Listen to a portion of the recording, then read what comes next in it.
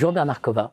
Bonjour Jean-Philippe. Bernard Cova, vous êtes professeur de marketing à Catch Business School et vous êtes professeur visitant à la Bocconi University en Italie. Bernard Cova, co-auteur d'un ouvrage marquant, amusant et surtout qui interroge beaucoup, Startup Tribu, édition EMS, comment entreprendre avec sa communauté.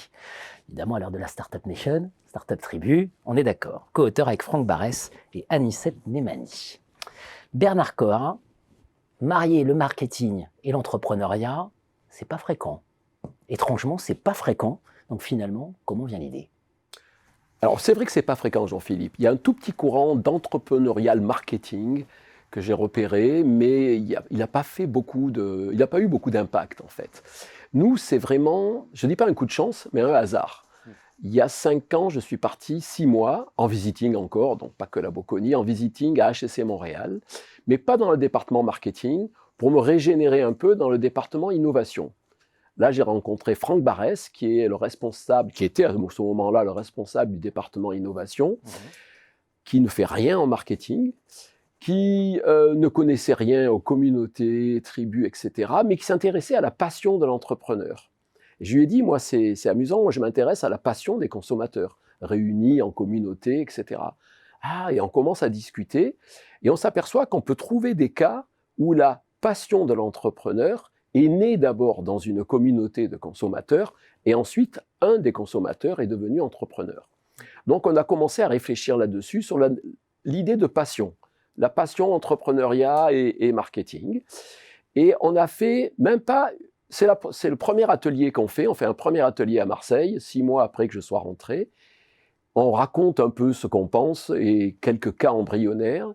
Et là, un monsieur très sympathique se lève et il dit, c'était Anicet Nemani, jeune entrepreneur camerounais, se lève et il dit, mais ce que vous racontez, c'est ma vie. C'est ce que je fais. J'ai créé une communauté avec une plateforme dédiée à défendre la jeune musique camerounaise, complètement parasitée par les grandes musiques africaines. Et moi, j'essaye de monter un business à partir de la plateforme que j'ai créée et sur laquelle il y a 1 million de personnes qui partagent. C'est fascinant. Startup Tribu. Un des slogans, je ne sais pas si on peut dire slogan au credo de l'ouvrage, Community First, Business Second. Alors, là, il faut nous expliquer pourquoi l'inversion est importante et peut-être nous l'illustrer. Alors, elle est très, très importante. Et depuis qu'on a travaillé ça, on s'en aperçoit dans nos formations, en MBA, en master, c'est un retournement très difficile pour la plupart des personnes qui sont câblées business. En général, un entrepreneur, il va penser son business model. Et puis, à un moment donné, il va se dire « Ah, quand même, il faut que je fasse un peu de marketing. Moi, je ne veux plus faire du marketing avec des 4P, etc. Je vais monter une communauté et elle va faire du bouche à oreille pour moi. » Ah ben, c'est trop tard.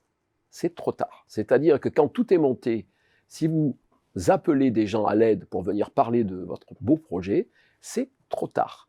Il faut que la communauté, elle soit dans le projet. Et pour être dans le projet, le mieux, c'est qu'elle soit là, au tout début. C'est-à-dire, vous montez d'abord une communauté, vous arrivez à avoir un ensemble de personnes qui sont prêtes à vous épauler, et ensuite, vous créez un business à l'intérieur. Alors, des exemples, on en a plein dans des secteurs très différents. Bon, on va prendre les plus connus, peut-être que vous connaissez Glossier, cette marque de cosmétiques. Ça a été créé par une blogueuse qui s'appelle Emily Weiss, évidemment fanatique de produits de beauté depuis l'âge de 5 ans, d'après ce qu'elle raconte. Elle a monté un blog en 2010, Into the Gloss.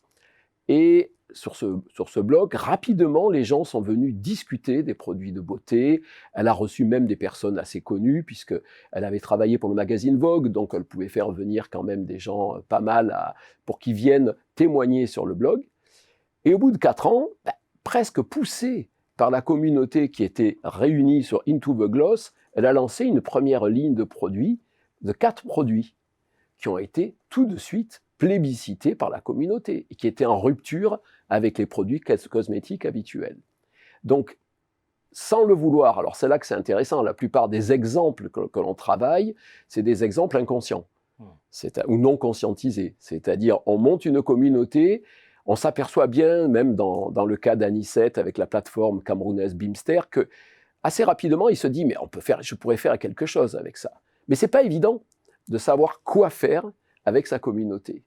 Donc, l'idée d'inversion, elle est très intéressante parce qu'on s'aperçoit, alors, je crois que c'est intéressant de renvoyer à des résultats, là. Interbrand, qui est le grand organisme qui analyse les marques globales, a fait son rapport 2020 en disant « Ce qui est clair, c'est que toutes les marques de start-up qui ont décollé dans la décennie 2010-2020 se sont créées avec une communauté au cœur. » Il cite SoulCycle, les gymnastiques, les studios de bicyclette. Il cite Mirror, qui est la gymnastique interactive par grand écran interposé. Et chaque fois, donc, Interbrand dit, ces entreprises, pour leur marque, elles ont d'abord travaillé la communauté, donc un investissement à but non lucratif, avant de passer à une phase lucrative. Mais faisant ça, elles avaient la force de ce qu'Interbrand définit comme la force de la marque, c'est-à-dire un groupe de consommateurs fidèles. Ils sont fidèles avant d'être consommateurs. Fidèles avant d'être consommateurs, c'est absolument passionnant. Dans l'ouvrage, vous développez un processus type pour générer une communauté. Je vous retrouverai dans une seconde émission pour évoquer ce processus type et voir comment précisément on infuse cet esprit Startup Tribu. Merci Bernard Cova. Merci Jean-Philippe.